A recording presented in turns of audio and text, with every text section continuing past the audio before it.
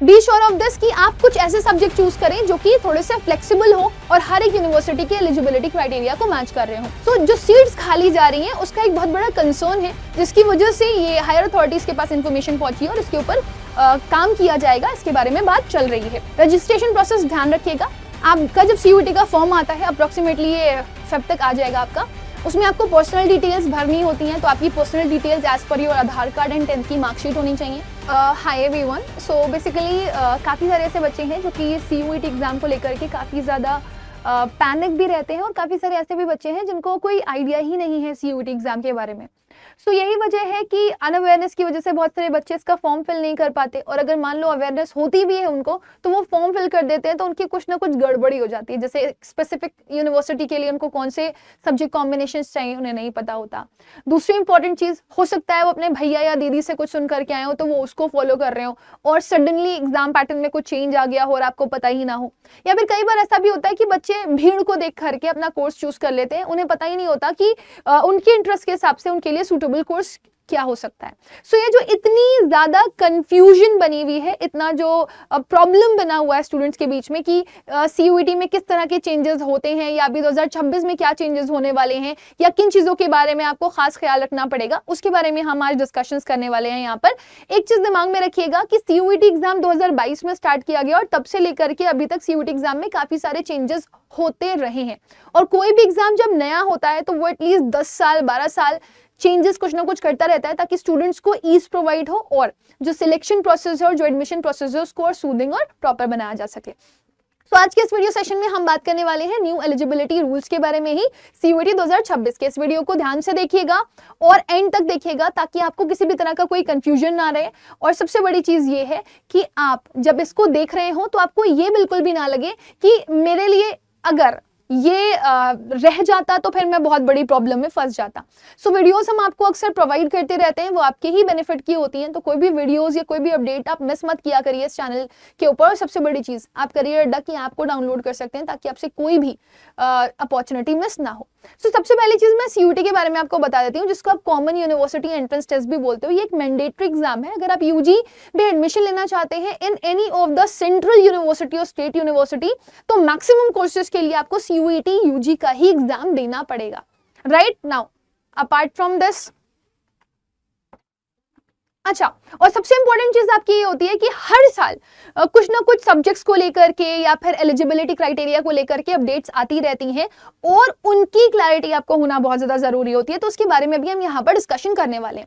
और ये सारी चीजें जो हो रही हैं, जो चेंजेस हो रहे हैं हर साल, वो एक फेयर प्रोसेस के लिए ही हो रहे हैं, ट्रांसपेरेंट प्रोसेस के लिए ही हो रहे हैं और बच्चों के बीच में एक इंक्लूसिवनेस बढ़ाने के लिए ही किए जा रहे हैं। अगर मैं सीयूईटी की बात करूं तो उसका एक बेसिक एलिजिबिलिटी क्राइटेरिया होता है जो कि हर एक बच्चे को फॉलो करना होता है, जो कॉमन रहता है। जैसे कि आप 12th या तो अपीयर कर रहे हो या फिर आप 12th पास आउट कर चुके हो, वो भी एक रिकॉग्नाइज्ड बोर्ड से, बहुत जरूरी होता है। यहाँ पर आपके पास कोई एज लिमिट का बार कभी नहीं होता, आगे भी नहीं होगा और 2026 में भी नहीं होने वाला है। बट हाँ, ये यूनिवर्सिटी या कॉलेजेस पर डिपेंड करता है कि वो आपके ऊपर बार लगा सकती हैं या नहीं लगा सकती हैं। जैसे कि वो बोल सकती हैं कि हम 19 साल के जो ऊपर के लोग हैं उनको नहीं लेंगे सीयूईटी यूजी एडमिशंस के लिए, तो ये यूनिवर्सिटी और कॉलेज बार लगा सकते हैं, आपके ऊपर सीयूईटी ने कोई बार नहीं लगाया है। इसके अलावा स्टूडेंट को अपना कोर्स, अपना specific eligibility of individual university check करना पड़ता है, जो सबसे बड़ी प्रॉब्लमेटिक चीज है। आपको सीयूईटी की साइट पता होनी चाहिए। सीयूईटी की साइट पर जैसे ही आप जाएंगे, हर एक यूनिवर्सिटी के हर एक कोर्स के लिए उनका सब्जेक्ट कॉम्बिनेशन अलग होता है। बस सीयूईटी आपको ये प्रोवाइड करता है कि आप मैक्सिमम नंबर ऑफ सब्जेक्ट्स कितने ले सकते हो। बाकी आपको इसको चेक करने के लिए सीयूईटी के थ्रू अलग अलग यूनिवर्सिटी की साइट पर जाना पड़ेगा ताकि आप चेक कर पाओ। किसी में लैंग्वेज यूटी रिक्वायर्ड है, किसी में लैंग्वेज के साथ 3 डोमेन्स रिक्वायर्ड है, और हो सकता है किसी में लैंग्वेज की रिक्वायरमेंट ही ना हो। अब ये भी हो गया है, जबकि पहले एग्जाम्स में क्या होता था कि ये कंपलसरी था। Next, now be sure of this कि आप मैक्सिमम नंबर ऑफ सब्जेक्ट अपने 5 चूज कर सकते हैं।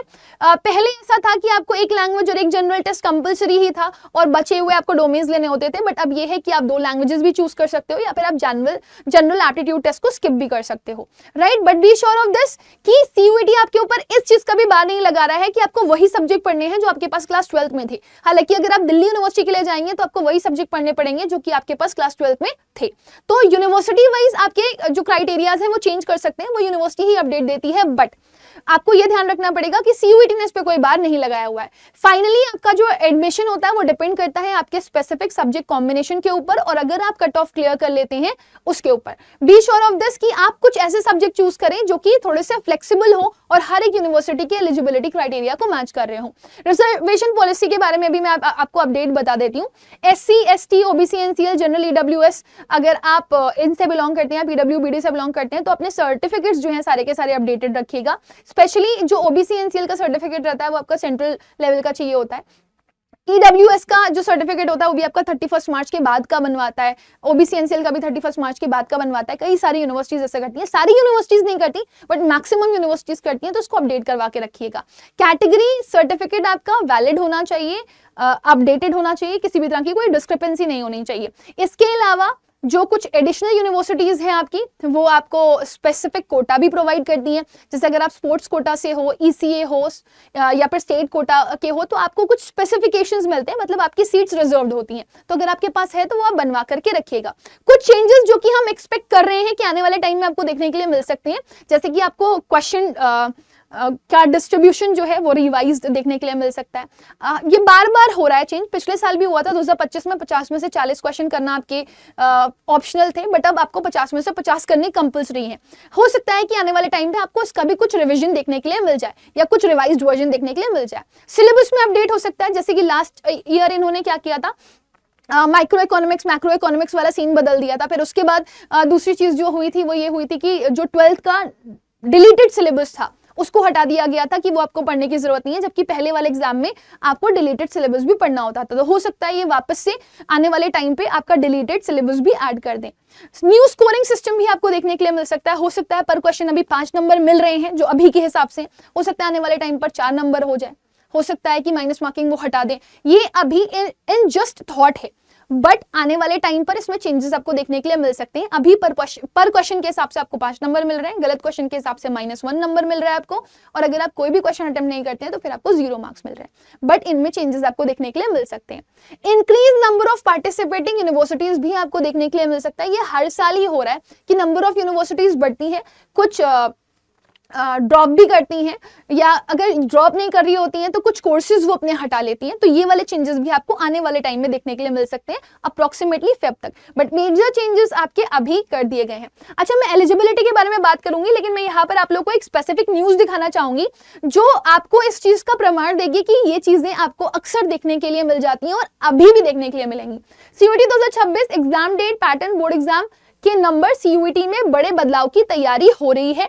जिसमें ये किया क्यों गया है वो भी मैं आपको बता देती हूँ। एक्चुअली अक्सर ऐसा होता है, जो हायर अथॉरिटीज है उनके पास ये इन्फॉर्मेशन गई हुई है, कई सारी यूनिवर्सिटीज की जो सीट्स हैं वो खाली ही चली जाती हैं, क्योंकि स्पेसिफिकली जो सेंट्रल यूनिवर्सिटीज होती हैं, स्टेट यूनिवर्सिटीज होती हैं, तो अक्सर ऐसा बच्चे करते हैं कि जब तक रिजल्ट आता है उससे पहले ही वो अपना एडमिशन प्राइवेट यूनिवर्सिटी में ले चुके होते हैं।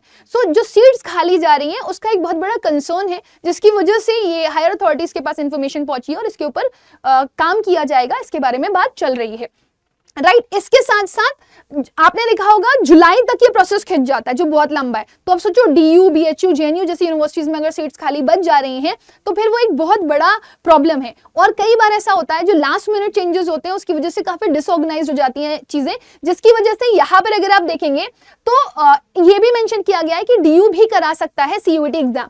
दैट मीन्स ये जो आपके राजपाल सिंह पवार है, इनका कहना ये है, ये आपको मैं बता दूं कि एक एग्जीक्यूटिव काउंसिल के सदस्य हैं DU के, और इन्होंने स्पेसिफिकली ये चीज बोला कि हो सकता है कि आपको ये देखने के लिए मिले कि DU भी CUET एग्जाम करवा सकता है, या हो सकता है कि DU अपना अलग एग्जाम कंडक्ट करवा रहा हो। फिलहाल तो CUET के अंदर ही करवाता है।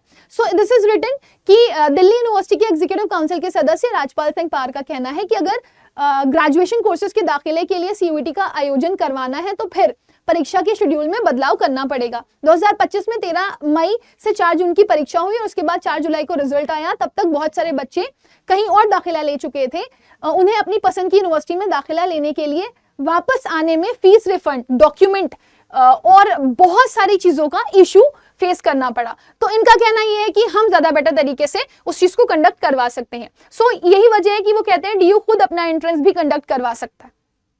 जैसे बहुत सारी यूनिवर्सिटीज कुछ कोर्सेज के लिए अपना एग्जाम कंडक्ट करवाती हैं।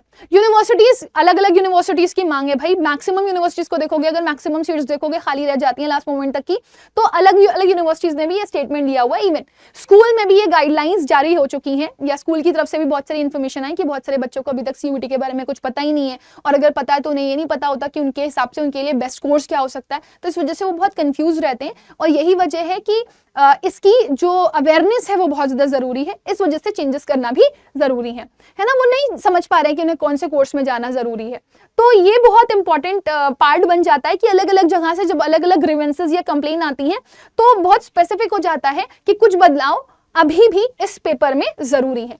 अच्छा, मैं आपको अगर एलिजिबिलिटी की बात बता दूं तो कुछ चीजें आपको कंफर्म करके रखनी है। पहली चीज, क्लास 12 का स्टेटस, आप अपीयर हो या फिर पास हो, है ना। बाकी आपके पास 10th की मार्कशीट तो होनी ही चाहिए। यूनिवर्सिटी की रिक्वायरमेंट्स चेक कर लीजिएगा सब्जेक्ट कॉम्बिनेशन की, कि आप कौन से कोर्स के लिए जा रहे हैं। अगर आपको BLL भी जाना है तो लैंग्वेज GAT से काम चल जाएगा। अगर आपको बीटेक के लिए जाना है तो लैंग्वेज GAT के साथ एक डोमेन की रिक्वायरमेंट पड़ती है, कई जगह पर PCM की रिक्वायरमेंट पड़ जाती है।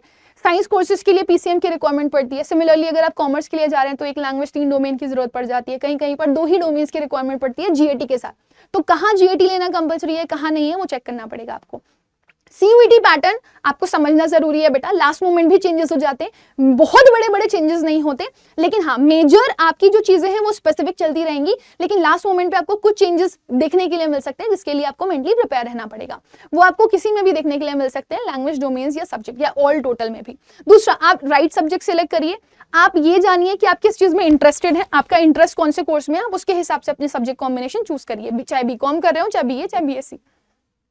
यूनिवर्सिटी का ब्रोशर अगर आपके पास नहीं है, आप अड्डा से कनेक्टेड रहिए, आपको हम एक एक यूनिवर्सिटी का एलिजिबिलिटी क्राइटेरिया और प्रोसेस आपके कोर्स के हिसाब से एक्सप्लेन कर देंगे। Connection is very important. Registration process ध्यान रखिएगा, आपका जब CUET का फॉर्म आता है अप्रोक्सीमेटली ये फेब तक आ जाएगा आपका, उसमें आपको पर्सनल डिटेल्स भरनी होती हैं, तो आपकी personal details as per your Aadhaar card and 10th की मार्कशीट होनी चाहिए। अकेडमिक डिटेल्स परफेक्ट होनी चाहिए, 10th की मार्कशीट, 12th की marksheet.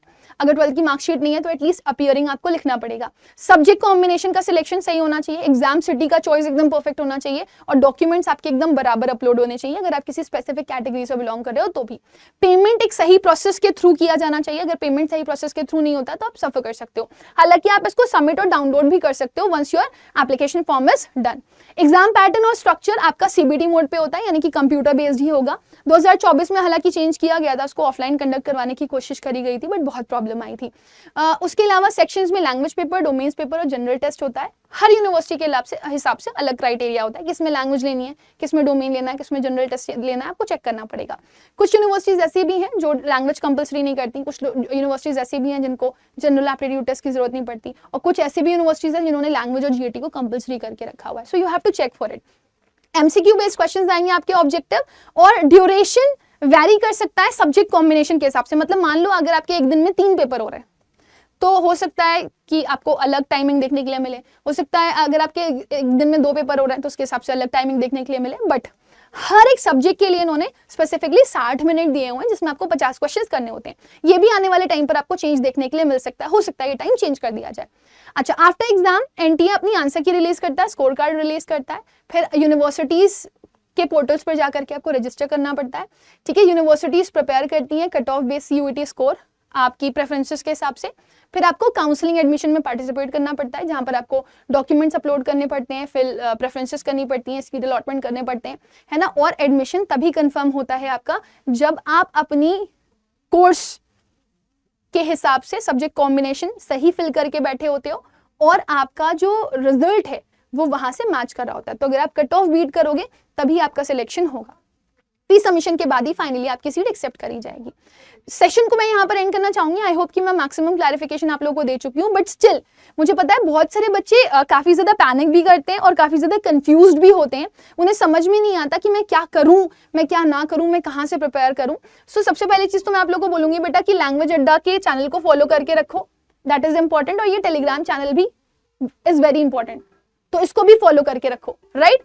Now be sure of this कि आपके पास 2 बैचेस हैं, और 2 बैचेस की दोनों बैचेस की आपकी अवेलेबिलिटी बहुत ही ज्यादा प्रॉपर तरीके से आपको प्रोवाइड करी गई है। सो आप इस चीज का खास ख्याल रखिएगा कि आप यहाँ पर सफर ना करें बेटा, है ना, आप सफर कर जाएंगे अगर आप पढ़ाई अपनी प्रॉपर्ली नहीं कर रहे होंगे। तो उसके लिए आपके पास करियर अड्डा की ऐप है, करियर अड्डा की ऐप पर जाएंगे तो आपको दोनों के दोनों बैचेस मिल जाएंगे आपको पढ़ाई के लिए। सीयूईटी के लिए सीयूईटी अड्डा है तो आपको कोई प्रॉब्लम की जरूरत ही नहीं है फेस करने की। आप ऑल कोर्सेज पे जाइए, आपके पास हर कोर्सेज की अवेलेबिलिटी है। सफलता ड्रॉपर्स के लिए है, एम्बिशन जो है वो न्यू कमर्स के लिए है। इसमें आपको क्रैश कोर्स फ्री मिल जाएगा क्लास 12 का। सो जैसे ही आप इस पे जाएंगे, इसमें आपको live classes, recorded classes, teachers handwritten PDF note, daily practice papers, doubt session, counselling session, सब कुछ मिल जाएगा। सो ऑल कोर्सेज में जा करके आपको ये बैच मिल जाएगा। 6985 रुपीज का आपका ये बैच होगा and you can do your preparation best. So with this let me end with the session, will meet again. तब तक के लिए bye bye, take care, God bless you all. और अगर कोई कंफ्यूजन हो तो मुझे आप after the video comment section में डाल देना।